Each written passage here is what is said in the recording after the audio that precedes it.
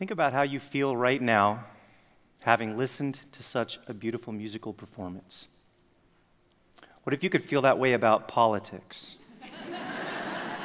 Wouldn't that be astonishing? Well, unfortunately, we're pretty far from that these days. Certainly at the federal level, where hyperpartisanship and dysfunction and alternative facts fill a never-ending news cycle. But despite the political discord, I would argue that our politics is far from broken and that change is within our grasp. Most of us are already working to create change in some fashion. We're marching for our lives, for the climate, for equality. There's really no shortage of issues to take action on, and action is needed. But when something seems broken on the inside, it can be difficult to feel that you can change things from the outside. I want to talk with you today about how we all can play a role in fixing politics on the inside. And I also want to talk to you about how lobbyists can help lead the way. So I know what you're probably thinking, some of you at least. Aren't lobbyists part of the swamp that we're supposed to be draining? We represent huge corporations and special interests. We buy votes. We ruin political careers. We run over anybody in our way, right? We're part of the reason the system is broken. If you've seen the movie Thank You for Smoking, you might remember this guy. Does anybody see that movie? So this is Nick Naylor. Nick is a federal tobacco lobbyist who specializes in filtering the truth. And I think this quote is perfect in terms of summing up the persona. He says, I mean, there's Attila, Genghis, and me, Nick Naylor, the face of cigarettes, the Colonel Sanders of nicotine. Now, is this reality? Where I work in Oregon, at least, I don't really know a lot of guys like this, but their persona sticks. Most of us don't represent big oil, big tobacco, big pharma, or even big poultry, really. We represent nonprofits, local governments, school districts, universities, family farmers, and businesses. And we do it in large part because we care. But as with any lobbyist, my job is simple. I'm paid to influence lawmakers to vote in the interest of my clients. So political influence, that's a phrase that conjures up images of greed and power and corruption, and perhaps most of all, money. And perhaps it should. Because lobbyists with deep-pocketed clients have a distinct advantage over the others. They're the gateway to campaign contributions, and they can be particularly persuasive with lawmakers. Think about net neutrality. Fully 83% of the American public, when polled, supported maintaining net neutrality protections, yet the FCC did away with them. Why do you think that happened? I wish there was less money in politics, significantly less, and I think most of us do. The amount of money in politics is more of an issue of campaign finance reform than it is of lobbying or lobbying ethics. But it creates a really important question for the rest of us, which is, in an age of big money and citizens united, where corporations are people and money is speech, how do the rest of us keep up? And how does the public win? And the answer is by doing everything else well. Because money is just one form of political currency, and there are many others. Knowledge, collaboration, trust, work ethic, creativity, the ability to find a solution where no one thought there was one. These are the political currencies of good lobbyists. And we need good lobbyists. I'd like to use an example, a recent example, to illustrate why. Last session in Oregon, we passed one of the most innovative and progressive transportation funding packages in the nation. Over the next decade, it'll bring in $3.5 billion for streets and highways, $1 billion for public transit, $200 million for walkable and bikeable trails and safe routes to school, and over $100 million for electric vehicles.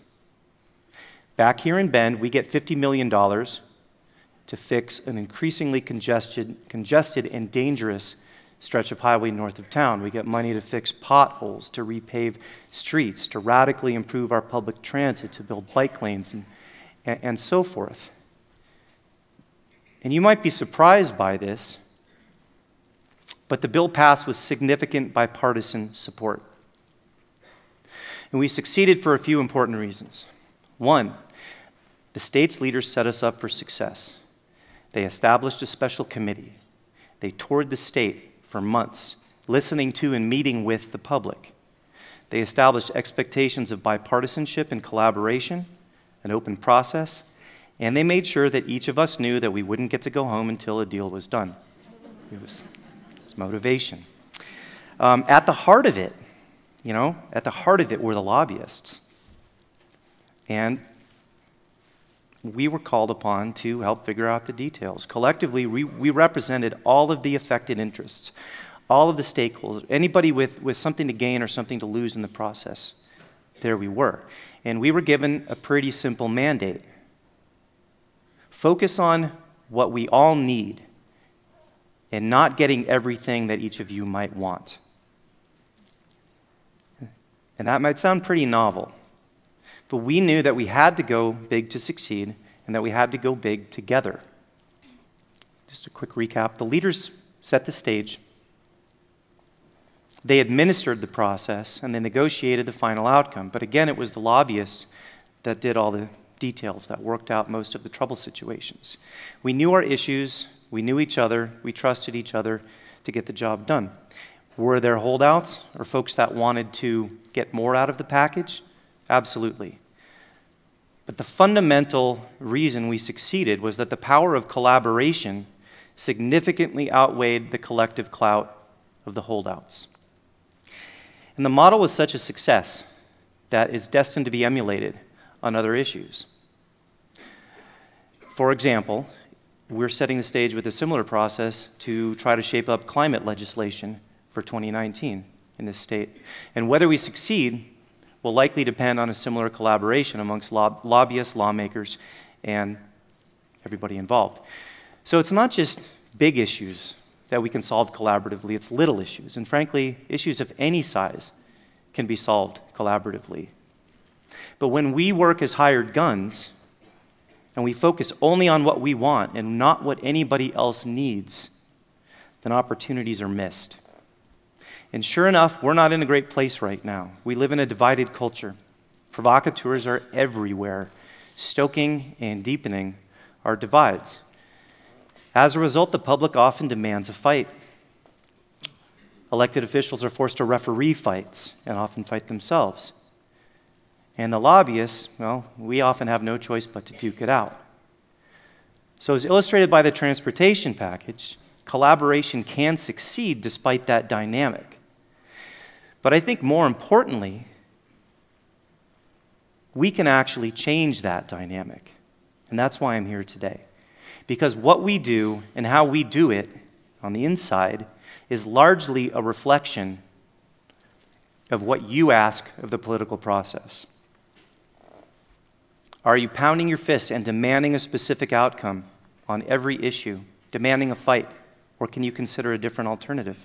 Because if we fight first and ask questions later, everything else gets harder.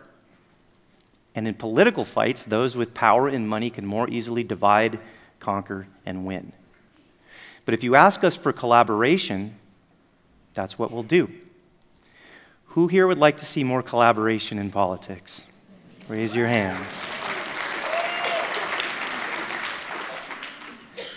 Who here would like to see more civility in politics? And one more. Who here would like to counteract the influence of money in politics? All right. So here's what we can do. First, consider lobbying. I'm not kidding. It might sound like I'm kidding. If you think you can't make a difference, you're wrong. I used to be a scientist. I turned down a PhD offer because I knew I wanted to impact public policy. And I wanted to do a good job at it, but I didn't know how. First, I became a policy analyst, and I became an investigative journalist, and then a nonprofit director, which was where I started lobbying. And up till that point, I never had any confidence whatsoever that I could impact a legislature, for example, on anything meaningful. I figured the politics was cooked and minds were made up. Turns out I was largely wrong, but I carried that set of beliefs well into my 30s. So why is that? Well, first off, nobody ever suggested that I consider a career in lobbying, of all things. Does anybody here ever remember a high school or college guidance counselor suggest that you consider a career in lobbying? I'm going to see if I can see any hands out there. One? Okay, we can talk later. I'm curious. All right. So that's one reason. It's off our radar. Another reason is that a lot of lobbyists shy away from calling ourselves lobbyists because it's a dirty word. But in my opinion, that does a disservice to the profession, and it does a disservice to you. So the good news is you don't need to become a lobbyist to affect change on the inside. You can dedicate yourself to asking politicians to work together and asking interest groups to work together as well. I'd argue you don't have to sacrifice any values or any passions. But if you also value collaboration and civility, ask for those things too, clearly and often. Don't just donate to causes. Donate and call them up and tell them what you expect. Don't just donate to and vote for politicians. Call them up. Tell them you want someone who's collaborative. Make it a voting issue so that they know they need to bring it home next time around. It's almost that simple in some regards. If you want to take it a step further, become a citizen advocate. Someone that the institutions and the interest groups that you support call on to make a trip to the Capitol, to write a letter, to make a phone call, to do whatever it is that's needed. Because you will make a difference. Just last month, the Oregon legislature awarded nearly $40 million to our local university, OSU Cascades, for a much-needed academic building. And I would argue that the single biggest reason that that happened was the dedication of campus leaders and community leaders and students, the citizen advocates. They showed up regularly. They were organized, they were knowledgeable, they were passionate and diplomatic. There is literally no way that the lobbyists could have gotten that job done without them. If I could leave you with one thought tonight, it would be this. If you don't like the current state of politics, don't run from it, run towards it, and put into it what you want to see out of it. If enough of us demand collaboration or civility or whatever it is that matters to you, if enough of us do that, it'll no longer be the exception, but the rule. And as a result, we can fundamentally transform our nation's political culture. Thank you.